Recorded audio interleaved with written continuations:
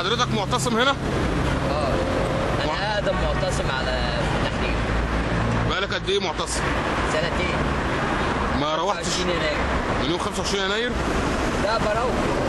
بس من 8 ابريل 2011 وانا بصفه مستمره اكل شارب نايم بستحمى عايش في ميدان التحرير. تمام. هنا على الرصيف من 15/9/2012 تمام. بعد احداث السفاره الامريكيه. انت بتكتب ايه بقى؟ عشان اقول لك انا بكتب ايه لازم اجيب لك دي جنب دي كلها يافطه واحده. تسقط اتفاقيه الحمايه المبرمه بين جماعه الاخوان المسلمين وبين ماما امريكا ورؤوس النظام السابق والذي راح ضحيتها عمر سليمان الصندوق الاسود لماضي ومستقبل الجماعه، ولكن خافيه عن علمهم ان مستقبل مصر فوق الجميع، لان مصر مقبره الغزاة.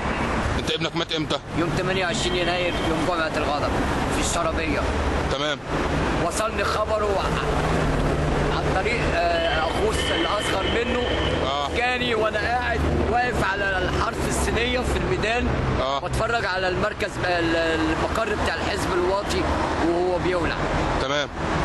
وجاني خبره، رحت دفنته يوم السبت الصبح في دير مريمينا في مصر القديمه، ورجعت تاني على التحرير الساعه 11 احول في جثث من شارع محمود بسيوني وشارع محمد محمود ومن عند جامعه الدول العربيه ال 1197 شهيد اللي ماتوا سنه 2011 كلها لغايه احداث 12/5/2012. دي اهم حاجه عندي من مستقبلي، من عيالي، من بيتي، من اي حاجه. طب انت بتاكل وتشرب منين؟ ما تسالنيش لان انا بغض النظر عن ديانتي ايه كل شيء مكتوب على ايد ربنا ولا جديد، لان طول ما التنين موجود وديوله بتلعب.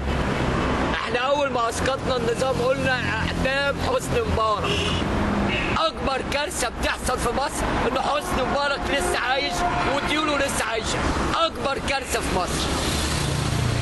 كل الحوار اللي بيحصل من شهر 7 لغايه النهارده وراه حسني مبارك واتباع حسني مبارك. فوقوا يا شعب مصر وطالبوا باعدام حسني مبارك ونظامه عشان بلدنا تشوف النور. ناوي تروح امتى؟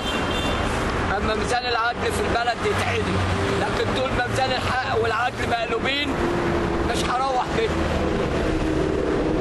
طول ما لسه شحاته بتلف بمناديله وسحبه لها عيل وبتشحت، طول ما في 5 عايشين في اوضه تحت السلم، طول ما في ناس عايشين في المقابر، مش هسيب الشارع. الف شكر لحضرتك.